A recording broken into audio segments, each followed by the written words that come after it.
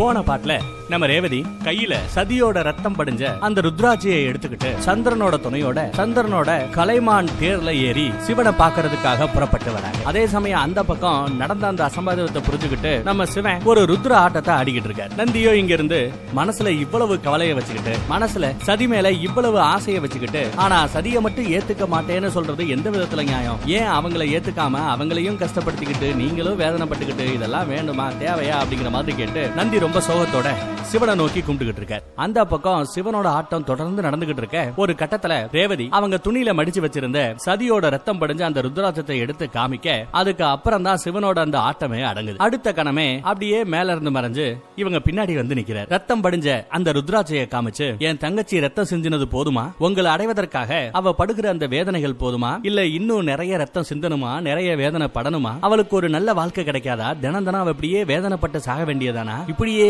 கொஞ்சம் கொஞ்சமா அணுவா சித்திரவதை அனுபவிச்சு உசுரோட வாழ்றதை விட, ஒவ்வொரு நொடியும் சாகிறத விட மொத்தமா நீங்களே அவளோட சோழியை முடிச்சிட வேண்டியதானே? ஏன் அவளுக்கு முக்தி கொடுக்க கூடாது அப்படின்ற ரேஞ்சுக்கு கேட்டுறாங்க தங்கச்சி மேல இருக்கிற அந்த பாசத்துல. சிவனும் அந்த பாசத்தை புரிஞ்சுக்கிறாரு. ரத்தத்தை பார்த்ததும் அவரே ஒரு படி இறங்கி வர்றார். இனி உங்களுக்கு சதி பற்றிய கவலை வேண்டாம். இனி அந்த சதிக்கு, அந்த தாட்சாயினிக்கு நல்லது மட்டும்தான் நடக்கும் அப்படின்னு நம்ம சிவனே வாய் வார்த்தை சொல்றாரு. அதை கேட்டவங்க எல்லாருக்குமே சந்தோஷங்க. அப்படி என்றால் நீங்க என் தங்கச்சியை கல்யாணம் பண்ணிப்பீங்களா அப்படின்னு கேக்குறாங்க. காலத்தோட கர்ப்பப்பையில இருக்கிற விஷயம் தான் எதிர்காலம். அதை இப்ப யாராலையும் தெரிஞ்சிக்க முடியாது. காலம் போற போக்குல நடக்க வேண்டியது எல்லாம் நடக்கத்தான் செய்யும். நல்லதே நடக்கும், நீ போய் வா அப்படின்னு நம்ம ரேவதி அனுப்பி வைக்க, ரேவதி ரொம்ப சந்தோஷத்தோட சந்திரனோட அங்க இருந்து கிளம்புறாங்க. அப்ப நம்ம பிரம்மதேவர் அடுத்தங்க வர சிவனுக்கு ஒரு வணக்கத்தை வச்சுட்டு, சதிக்கு உங்களால முடிஞ்ச ஒரு நல்ல மார்க்கத்தை காமிக்க முடியுமா? எனக்கு தெரிஞ்ச எந்த ஒரு ஐடியாவும் புலப்படவில்லையே அப்படின்னு பிரம்மதேவர் கேட்கிறார். ஏற்கனவே அவங்க வேற சொல்லி வச்சிருக்காங்க, இனிமே சிவன் என் முன்னாடி வந்து நின்னு கருணையின்பால் என்னை காப்பாத்த பார்த்தா நான் உசுர விட்டுருவேன் அப்படின்னு சொல்லி இருக்காங்க. அதனால நீங்க ஒரு இறையா இனிமே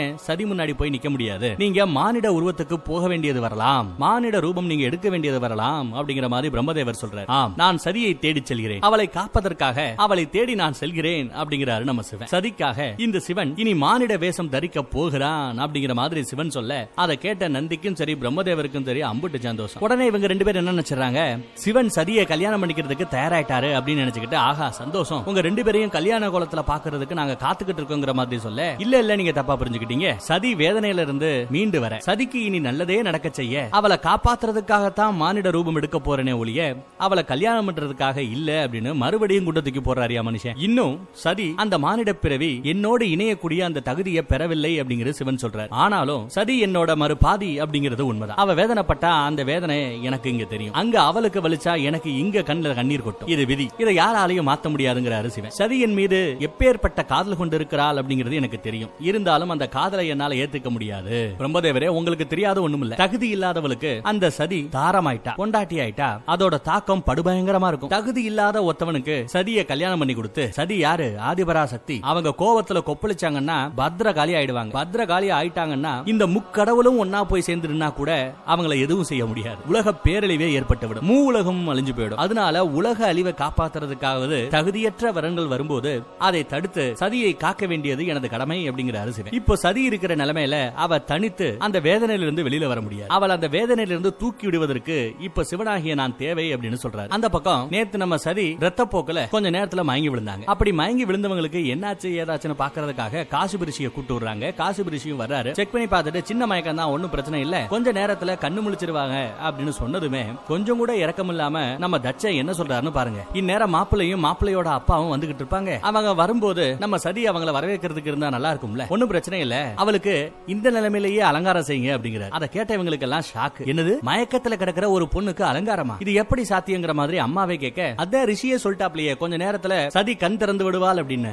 அப்புறம் என்ன, அவள் கண் விழிக்கும் போது அலங்காரத்தோட இருந்தா வேலை மிச்சம் தானே, டைம் மிச்சம் தானே, அலங்கார வேலையை பண்ணுங்க அப்படின்னு தன்னோட மகளுக்கு உத்தரவிட அந்த வேலையும் நடந்துகிட்டு இருக்கு. நம்ம ரேவதியோ மனசால நம்ம ஈசனை கும்பிட்டு, இல்லாமல்ல அந்த ஈசா நீங்க சொன்னபடி சீக்கிரம் ஏதாவது செய்யணும், ஏதாவது செய்யுங்க அப்படின்னு கண்ண மூடி வேண்டுனா ஏதாவது நல்லது நடக்கும் பார்த்தா இன்னொரு சங்கு முழங்குது. என்னடா அப்படின்னா அந்த பக்கத்துல இருந்து சம்பந்தி, நம்ம தச்சனோட சம்பந்தி, வருங்கால மாப்பிள்ள எல்லாம் வராங்களாம். இப்படி எல்லாம் இந்த பக்கம் போய்கிட்டு இருக்க. அந்த பக்கத்துல நம்ம மகாவிஷ்ணுவை நாரதரும் பிரம்மதேவரும் வந்து பார்த்து பேசிக்கிட்டு இருக்காங்க. சிவனை நம்மளால புரிஞ்சுக்கவே முடியலையே அப்படிங்கிற மாதிரி பேசிட்டு இருக்காங்க. ஈசன் ரொம்ப எளிமையானவர், இருந்தாலும் அவரை உணர்ந்து கொள்வது புரிந்து கொள்வது அப்படிங்கிறது எளிமை கிடையாது அப்படிங்கிறாரு விஷ்ணு. அவரு தேவர்களுக்கெல்லாம் தேவர், அதிதேவர், மகாதேவர். நமக்கு இப்ப தேவை பொறுமை மட்டும்தான். விதி சூழ்நிலை தானாகவே அவங்க ரெண்டு பேரையும் ஒண்ணு சேர்க்கும். அதுவரை நாம பொறுமையா இருக்கணும். இருக்கணுங்கிறார். இனி நான் ஓய்வெடுக்கக்கூடிய அந்த நேரம் வந்துருச்சு. ஏன்னா என்னோட லீலைகள் எல்லாம் இதோட முடிய போகுது. இதுக்கப்புறம் சிவனோட திருவிளையாடல்கள் தான் ஆரம்பமாக போகுது அப்படின்னு நம்ம மகாவிஷ்ணு ஒரு ட்ரெய்லர் ஓட்டுறாரு. அப்ப நம்ம மகாலட்சுமி நடுவுல வந்து, இல்ல சுவாமி ஒரு சந்தேகம், இப்போ சிவன் முழுக்க முழுக்க உணர்ச்சி வசப்பட்டு இருக்கிறார். இந்த நிலைமையில அவரால் திருவிளையாடல்கள் உங்களோட உதவி இல்லாம செய்ய முடியுமா அப்படின்னு மகாலட்சுமி கேக்குறாங்க. என்ன எப்படி சொல்லிவிட்ட? சிவனை பத்தி அவ்வளவு ஈஸியா நீ நினைச்சிட வேண்டாம். எப்பேற்பட்ட கஷ்டம் வந்தாலும் எந்த சூழ்நிலை வந்தாலும் மனுஷன் சும்மா கண்ணு மாதிரி நிப்பார். மெய் ஞானி, மகா யோகி, சர்வேஸ்வரன், சித்த புருஷன், யாதுமானவர். அதனால ரொம்ப யோசிக்காம இனி சிவனோட திருவிளையாடல்களை கண்டு மகிழுங்கள் அப்படின்னு நம்ம விஷ்ணுவே சொல்லிடுறாரு. அந்த பக்கம் அரண்மனையில ஒரு வழியா மாப்பிள்ளை வீட்டுக்காரங்க வர்றாங்களா. மந்திரி வந்து சொல்றாரு. உடனே மாப்பிள்ளைய வரவேற்கிறதுக்காக ராஜாவும் ராணியும் போறாங்க. அம்மாவும் அப்பாவும் போறாங்க. ரொம்ப ஆவலா காத்துக்கிட்டு இருக்காங்க. சரியா கட்டிக்க போற அந்த மாப்பிள்ளைய பாக்கணுமே, அவன் எப்பேற்பட்ட ஆணழகன்னு பாக்கணுமேன்னு ரொம்ப ஆர்வத்தோட காத்துக்கிட்டு இருக்காங்க. முத மாப்பிள்ளையோட அப்பா வர, பின்னாடியே மாப்பிள்ளை வர. இருட்டுல சரியா தெரியல, உத்து உத்து அம்மா பாக்குறாங்க. அதுக்கப்புறம் இன்னும் நல்லா உத்து வெளிச்சத்துல பார்த்தாதான் தெரியுது, மாப்பிள்ளையோட முகத்துல ஒரு பகுதி முகம் முழுக்க அப்படியே அழுகி போன மாதிரி தோல். அங்க இருக்கிற எந்த பெண்ணாலையுமே அந்த முகத்தை ஏறெடுத்து பார்க்க முடியல. மந்திரியே ஒரு செகண்ட் ஆடி போறாரு, என்ன முகம் இந்த மாதிரி அழுகி இருக்கிறதே அப்படிங்கிற மாதிரி. அதுலயே அம்மாக்கு பயங்கர கோபம். இவ்வளவு அருவருப்பான உருவம் கொண்ட ஒரு பையன் எப்படி என்னோட அழகான பொண்ணுக்கு ஏத்த வரனா இருக்க முடியும்? இந்த மனுஷனுக்கு கிறுக்கு பிடிச்சு போச்சாங்கிற ரேஞ்சுக்கு அவங்க யோசிக்கிறாங்க. நம்ம பிறகு முனிய வேற கொஞ்சம் ஏத்த இறக்கமா பாக்குறாங்க. இப்படி ஒரு வரணையா நீங்க போய் தேடி கண்டுபிடிச்சு கொண்டு வந்திருக்கீங்க அப்படிங்கிற மாதிரி அக்காங்க பாக்குறாங்க. பார்க்க மட்டும் தான் முடியும், வேற என்ன செய்ய முடியும்? அதே சமயம் இவங்களுக்கு ஆலாத்தி எடுத்து பொட்டு வச்சு வரவேற்கிறது இவங்களோட முறை. அவங்களும் ஆலாத்தி தட்ட கையில வாங்கிக்கிறாங்க. மாப்பிள்ளையோட முகத்தை பார்க்க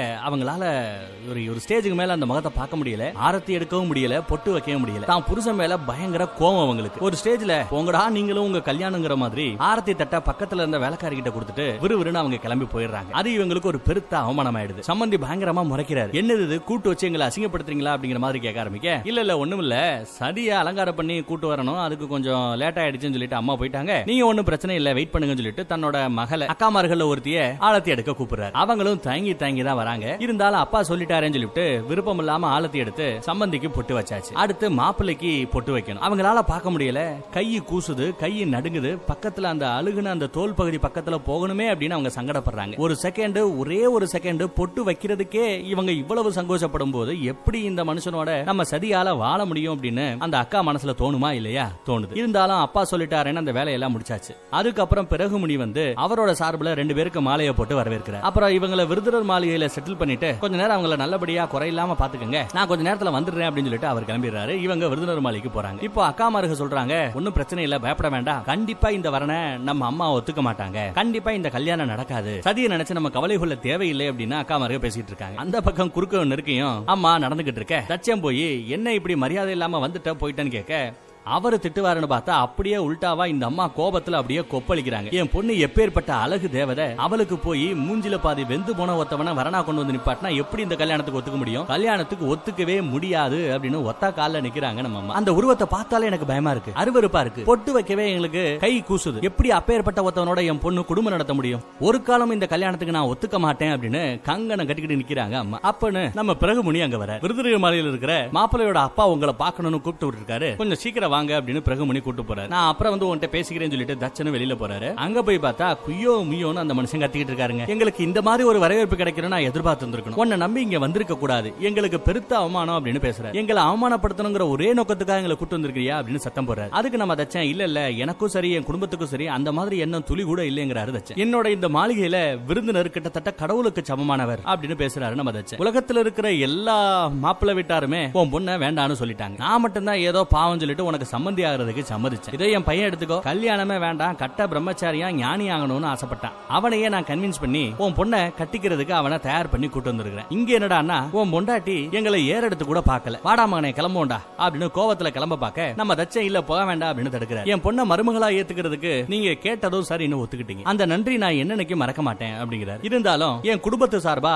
வரவேற்புல இருந்த குறைக்கு நானே உங்ககிட்ட மன்னிப்பு கேட்டுக்கிறேன் அப்படின்னு மன்னிப்பு கேட்கிறேன். இப்ப சொல்றேங்க, உங்க பையனுக்கு என் பொண்ணுக்கு தான் கல்யாணம் நடக்கும், இது என்னோட வாக்கு அப்படின்னு தச்சன் சொல்றாரு. இருந்தாலும் இந்த பிரபஞ்சத்துக்கே அதிபதியான நானு பெண்களோட கருத்துக்கும் மதிப்புக்கும் நான் மரியாதை கொடுத்தாகணும், அவங்க என்ன சொல்றாங்கறத கேட்டாகணும், அதுக்கு நீங்க டைம் கொடுக்கணுங்கிறார். என் பொண்டாட்டியோட விருப்பத்தோடயே இந்த கல்யாணம் சிறப்பா நடக்கும், நான் அவளை சம்மதிக்க வைப்பேன் அப்படின்னு சொல்றாரு. அதுல எனக்கு நம்பிக்கை இருக்குங்கிற, நீங்க கல்யாண வேலையை பாருங்க, இவங்களை சம்மதிக்க வேண்டியது என்னோட பொறுப்பு அப்படின்னு சொல்லிட்டு தச்சன் பிரகுமணியை கூப்பிட்டு உபசரிப்புல எந்த குறையும் இருக்க கூடாது, சிறப்பா இவங்களை பாத்துக்கணும் அப்படின்னு சொல்லிட்டு தாங்க தச்சன் அங்க இருந்து போறாரு. பிரகுமணிக்கே சந்தேகம், எப்படி மகாராணியோட மனசை இவர் மாத்த போறாரு அப்படின்னு. அந்த பக்கம் பார்த்தா அம்மா விறுவிறுன்னு பொண்ணோட ரூமுக்கு போறாங்க. அங்க போய் பார்த்தா அலங்காரத்தெல்லாம் முடிச்சு சதி சும்மா அப்படியே தேவதை மாதிரி ஜொலிச்சுக்கிட்டு உட்காந்துக்கிட்டு இருக்காங்க. அவங்களோட முகத்தை பார்க்கும் போதெல்லாம் மாப்பிள்ளையோட முகம் தான் அவங்களுக்கு ஞாபகம் வருது. இந்த வரன் உனக்கு செட் ஆகாது, அந்த மாப்பிள்ளை உனக்கு செட் ஆகாது, இந்த கல்யாணத்தை வேண்டாம் சொல்லிடு, இந்த வரனை வேண்டாம்னு சொல்லிடு, உங்க அப்பா உனக்கே துரோகம் செய்யறாரு, உனக்கு கொஞ்சம் கூட துளியும் பொருந்தாத ஒரு வரனை தேடி பிடிச்சு வந்துட்டு இருக்காரு, மாப்பிள்ளையோட முகத்தை பார்த்தாலே அருவருப்பா இருக்கு, வேண்டாம் அப்படின்னு தான் பொண்ணு கிட்ட அவங்க பேசிட்டு இருக்கும் போதே